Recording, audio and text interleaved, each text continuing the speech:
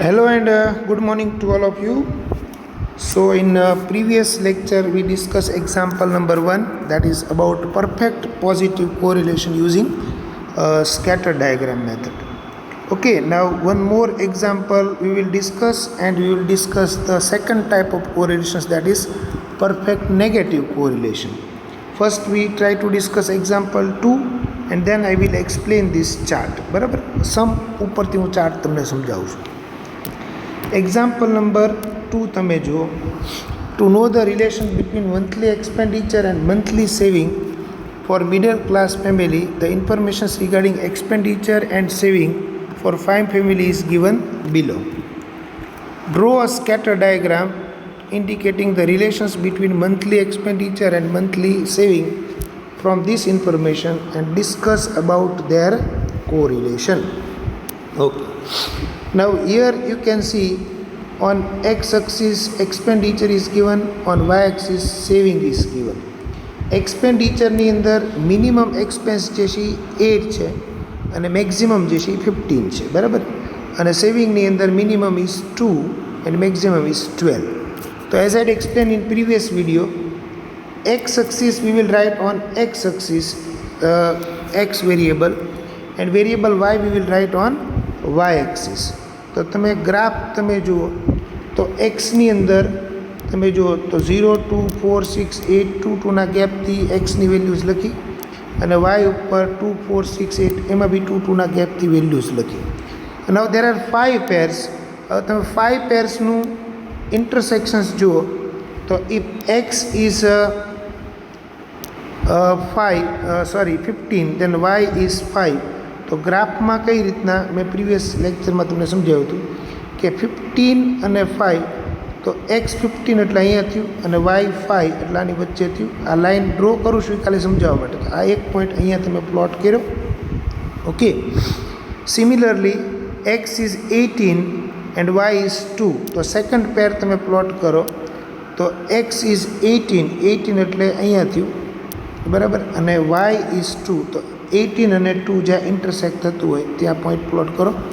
તો likewise 5 pairs તમે point plot કરો તો તમારા પોઈન્ટ્સ જે છે it will be like this 1 2 3 4 5. તો વોટ યુ આર ઓબ્ઝર્વિંગ કે all 5 points are on the same line, and that line is moving from left to right, from bottom to top to bottom. So આ ટાઈપનું diagram મળતું હોય તો we can conclude that there is a perfect negative correlation. Okay, it is exactly opposite to perfect positive. Perfect પોઝિટિવમાં આ રીતના diagram મળે, જ્યારે પરફેક્ટ નેગેટિવમાં આ રીતના ડાયાગ્રામ મળે, એટલે ઓપોઝિટ ડિરેક્શન્સની અંદર વેલ્યુઝ જતી હોય. Now using this concept you all can understand the definition of perfect negative correlation. If all the points of scattered drive lie on line, and if the line goes in downward direction from left to right, then it is show perfect negative correlations between two variable x and y. આ એની definitions થઈ. તમને 1 માર્કની અંદર પૂછાય કે what is perfect negative correlation, બરાબર. આ રીતના points જતા હોય તો દેટ ઇઝ પરફેક્ટ નેગેટિવ. તો so far we discuss perfect positive and perfect negative. Now the third type of sum is partial positive. Now partial positive means what? All lines, all points are not on the same line, but એક લાઇનની નજીક હોય. આ રીતના તમે જુઓ, નિયરર to one line locate થયા હોય અને ડાયરેક્શન જે છે અપવર્ડ ડિરેક્શન્સ હોય, then we can say that there is a partial positive correlation. See, if all the points of scatter diagram are not on one line, but a line around a line which is going in upward directions from left to right, that it indicate that there is a partial positive correlations between two variable. તમે points plot કરો એટલે તમને એનો idea આવે. For example, A advertisement cost અને cell of garment એની વચ્ચે correlations તમને find out કરવું કીધું using scatter diagram. Draw a scatter diagram. તો એક્સની વેલ્યુ 5 8 10 15 12 9 અને વાયમાં 20 30 50 70. તો આમાં મિનિમમ અને મેક્સિમમ લોકેટ કરો. Minimum is 5. ઓકે, એક્સની અંદર મિનિમમ કેટલા છે 5, મેક્સિમમ ઇઝ 15. વાયમાં minimum is 20 and maximum is 70. તો આ વેલ્યુઝ કવર થાય એ રીતના તમે મેજરમેન્ટ લો. તો એક્સ એક્સિસ ઉપર તમે જુઓ તો 2, 4, 6, 8, 10, 2, 2ના ગેપથી, વાય ઉપર 10, 20, 30, 40, 50, 60, 70, 10, 10ના ગેપથી. હવે આ 5 પેર્સ જે છે એ ઇન્ટરસેક્ટ જ્યાં થતી હોય ત્યાં તમારે પોઈન્ટ પ્લોટ કરવાનો. X is 5, Y is 20. તો 5 ઇઝ બિટવીન 4 and 6 અને 20 અહીંયા ઇન્ટરસેક્ટ થયું તો અહીંયા એક પોઈન્ટ પ્લોટ કરો. 8 અને 30 તો 8 એક્ઝેક્ટ છે, 30 એક્ઝેક્ટ છે, તો અહીંયા પોઈન્ટ પ્લોટ થાય. પછી તમે જુઓ તો 10 and 50 આ પોઈન્ટ તમે જુઓ તો 10 and 50 અહીંયા ઇન્ટરસેક્ટ થયું તો અહીંયા પોઈન્ટ પ્લોટ કરો. તો એવી રીતના તમારે 6 પેર્સ તમને આપી. ઇફ યુ પ્લોટ 6 પોઈન્ટ તો પોઈન્ટનો નેચર આવી રીતના છે. તમે જુઓ કે all points are not on the same line, થોડા થોડા ગેપથી છે. But if you draw a line from the middle, then almost all points are nearer to that line, so it indicate partial positive correlations between two variable. Hope it is clear. Okay, so perfect positive માં શું હોય, બધા points એક line ઉપર જ હોય, જ્યારે partial પોઝિટિવની અંદર શું હોય કે લાઇનની નજીક હોય, આટલો ડિફરન્સ છે. તો સિમિલરલી પરફેક્ટ નેગેટિવમાં એક જ લાઇન ઉપર હોય, જ્યારે પાર્શિયલ નેગેટિવની અંદર શું હોય કે લાઇનની નજીક નજીક હોય. એનો મતલબ નેક્સ્ટ ટાઈપ જે છે it is partial negative. So on the base of partial positive you can easily understand the definition of partial negative. What is partial negative? If all the points of scatter diagram are not on one line but lie around some line which is going in downward directions, આ રીતના from left to right, then it indicates there is a partial negative correlation. You can see એક line draw કરો પણ point જે છે એ બધા એક line ઉપર નથી આવતા, નજીક નજીક આવે છે. સો it indicate partial negative correlation. Okay, example number 4 we will try to discuss price and demand. Okay, price અને ડિમાન્ડ વચ્ચે આમ બી તમે જો નેગેટિવ કોરિલેશન જોઈએ, બીકોઝ પ્રાઇસ ઇન્ક્રીઝિસ તો ડિમાન્ડ વિલ ડિક્રીઝિસ. પણ એક્ઝેક્ટ નેગેટિવ ન હોય, એટલે કે પરફેક્ટ નેગેટિવ ન હોય. સમટાઈમ જેટલું પ્રાઇસમાં ઇન્ક્રીઝ થયું એટલી ડિમાન્ડ ડિક્રીઝ ન થાય.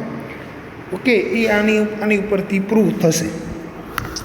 તો here also price x we will take on x axis where minimum is 12, maximum is 16, અને ડિમાન્ડ જે છે એ y axis ઉપર મિનિમમ 10, મેક્સિમમ 45. તો તમે અહીંયા એક નાનો એવો ચેન્જ તમે સમજો કે એક્સમાં મિનિમમ જે છે એ 10થી સ્ટાર્ટ થયું ને, મિનિમમ ઇઝ 12, તો તમે ગ્રાફ જે છે એ 10થી સ્ટાર્ટ કરો અથવા 11થી સ્ટાર્ટ કરો તો અહીંયા તમારે ક્રેક મૂકવાનું. That means this 1 centimeter is ignored.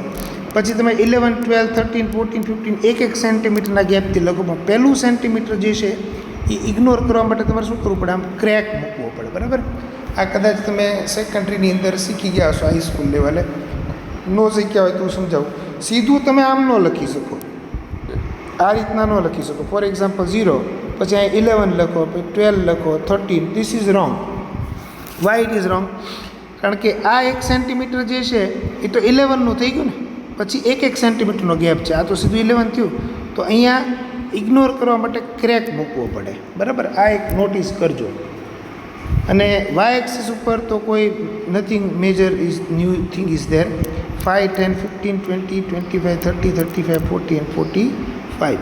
So here also there are 5 pairs.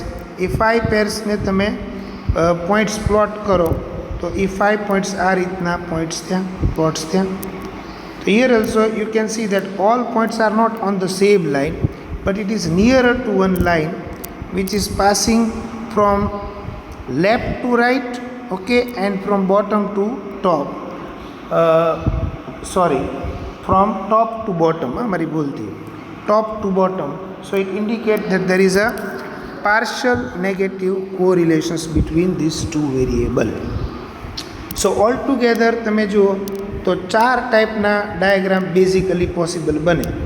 Perfect positive આ રીતના હોય, પાર્શિયલ પોઝિટિવ આ રીતના હોય, પરફેક્ટ નેગેટિવ આ રીતના હોય અને પાર્શિયલ નેગેટિવની અંદર નજીક નજીક પોઈન્ટ્સ હોય, બરાબર. તો આ ચારમાંથી કોઈ એક ડાયાગ્રામ તમને પૂછી શકે 3 માર્ક્સ માટે. Okay, so I hope it is clear.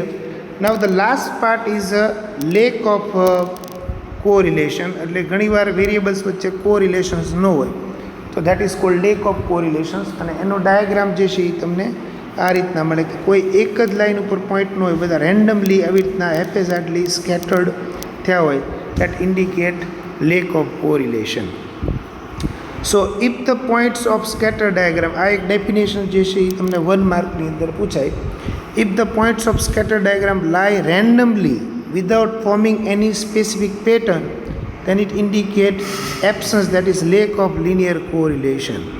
When we get such a scatter diagram, we can say that the two variables are not linearly related, that is there is a lack of correlations between two variable. Okay, so total 5 types ની diagram થયું. In fact તમને lack of કોરિલેશન્સનો સમ એ કોઈ practice માટે આપ્યો નથી, બરાબર છે. હવે એક્સરસાઇઝ 2.1ની અંદર there are altogether 3 sums.